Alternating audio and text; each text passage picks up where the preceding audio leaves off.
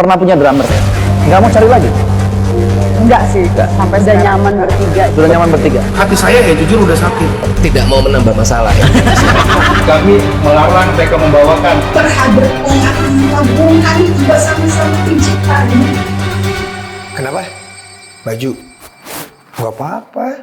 Kan ini baju aksi. Asosiasi Komposer Seluruh Indonesia. Oke, hari ini saya mau ngomongin ada apa lagi dengan Posan dan Kotak.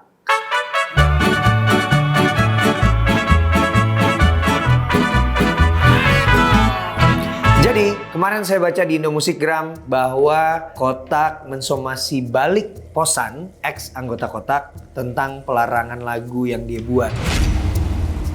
Jadi sebenarnya itu kayak gimana sih? Ini berdasarkan pendapat saya pribadi aja ya. Saya itu berkomunikasi sama Tantri secara pribadi, saya berkomunikasi dengan Posan secara pribadi, dan juga saya berkomunikasi dengan satu pihak nih yang penting juga dalam kasus ini, yaitu Bang Pai Burman. Yang adalah juga pencipta lagu banyak hitsnya Kotak. Sebenarnya saya itu kenal sama mereka udah cukup lama. Ada di beberapa podcast juga saya sebutkan tentang mereka. Saya tahu sejarahnya bagaimana band Kotak ini terjadi. Dan juga Tantri yang dulunya saya manajerin di Ares bandnya dulu. Dari Dream Band akhirnya masuk ke Kotak menggantikan Pare atau Julia Angel. Yang saya tahu juga Pare ini juga yang memberikan nama Kotak dan juga logonya itu dia bikin. Dan akhirnya dipakai Kotak sampai sekarang. Sebenarnya ini permasalahannya itu Kotak menolak untuk dilarang membawakan lagu yang memang udah di-list sama Posan. Dan juga oleh Pare atau Julia Angel, mantan vokalis Kotak terdahulu. Dan mereka sudah memberikan keterangan bahwa Kotak tidak lagi membawakan lagu yang memang diciptakan full oleh Pare dan juga Posan. Cuma yang jadi masalah di sini adalah ada lagu-lagu yang memang diciptakan bersama-sama. Di situ ada Bang Pai, ada Dewik, ada Posan, ada Sela, ada Tantri, dan Chua. Yang saya lihat di sini permasalahannya memang cukup rumit. Di mana ketika lagu ini diciptakan bersama-sama, hukumnya itu seperti apa sih?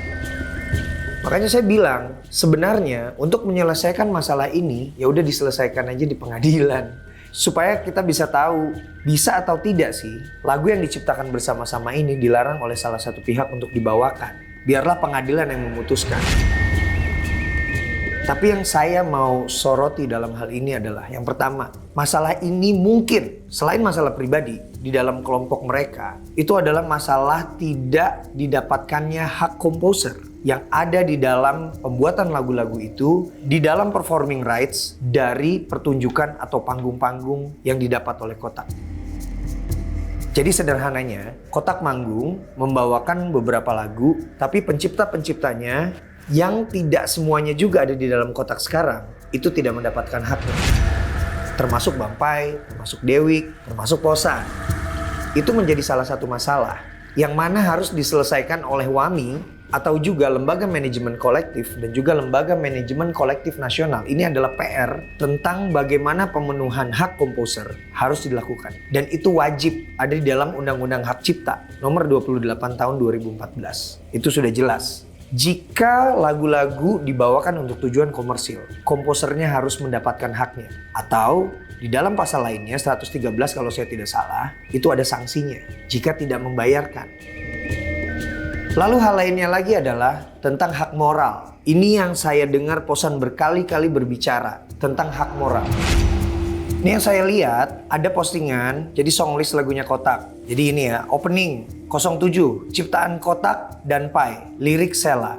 Lalu ada RND ciptaan Sela, tinggalkan saja ciptaan Kotak, Pai, lirik Sela.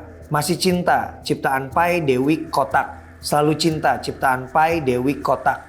Budak konten, ciptaan Kotak. Haters, ciptaan Pai, Dewik, rap lirik Chua. PPS, Pai, Dewik, Kotak. TDL, ciptaan Sela. Beraksi, ciptaan Sela.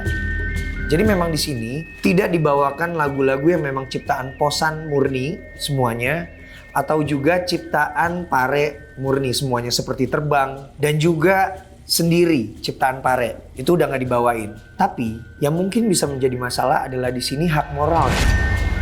Hak moralnya yaitu di sini cuma disebutkan seperti masih cinta ciptaan Pai Dewi Kotak. Nah masalahnya Kotak di sini yang kita kenal sekarang itu kan adalah Sela, Tantri, dan Chua. Sementara Kotak yang dimaksud dalam penciptaan lagu Masih Cinta, Selalu Cinta, dan lain-lain itu termasuk di dalamnya ada Posan. Jadi Posan memang tidak ditulis di sini sebagai salah satu pencipta, cuma ditulisnya Kotak. Ini buat saya perlu dijelaskan lebih lanjut lagi. Jadi harusnya penulisannya itu misalnya Masih Cinta ciptaan Pai, Dewi, Tantri, Sela, Posan gitu. Itu harusnya yang benar disebutkan nama-namanya, bukan Kotak. Karena Kotak yang sekarang itu berbeda dengan Kotak yang waktu itu lagu tercipta. Jadi hak moralnya harus disebutkan juga jika mau dituliskan seperti ini. Mungkin itu yang bisa jadi masalah ya buat saya. Kalau hak ekonomi, sekali lagi, yang harus kita perhatikan adalah peran dari lembaga manajemen kolektif dan lembaga manajemen kolektif nasional. Bagaimana? Apakah hak dari komposer itu sudah didapatkan? Itu juga yang sedang aksi perjuangkan untuk memberikan hak dari komposer dari setiap panggungan apapun yang lagu-lagunya dibawakan untuk tujuan komersil. Bukan cuma Kotak, bukan cuma Anji, bukan cuma Krispatih, bukan cuma Dewa, bukan cuma The Groove. Semua itu menjadi isu yang sekarang sedang kita kembangkan dan juga transparansi. Tapi kalau misalnya berkutatnya tentang cuma hak ekonomi, kalau misalnya kita ibaratkan perusahaan, nanti pasti akan bisa diambil langkah seperti rapat pemegang saham. Siapakah pemilik saham terbesar dari lagu itu? Yang memiliki hak dominan mungkin bisa memutuskan apakah lagu ini bisa dibawakan atau tidak oleh Kotak. Sekali lagi, buat Kotak, semoga masalahnya bisa selesai dengan kekeluargaan. Saya kenal mereka semua, saya baik hubungannya sama mereka, terutama Tantri, terutama Posan yang juga bersama-sama saya ada di aksi dan juga lagi bikin sebuah project rock bareng. Saya sih pengen masalah ini menjadi contoh baik untuk masyarakat tanpa perlu gontok-gontokan, diselesaikan dengan kekeluargaan, dan ada pemenuhan hak ekonomi dan juga pastinya hak moral di dalam sebuah pengumuman dari lagu-lagu yang ditampilkan. Jadi baik-baiklah, semoga bisa jadi contoh baik juga untuk industri musik Indonesia. Dan nanti akan ada pembuktian nih, kalau misalnya lagu-lagu yang diciptakan bersama, hukumnya seperti apa. Kan bagus. Dan pas hari ini. Ini yogurt susunya Berliana Lovell ya? Enak susunya. Enak susunya.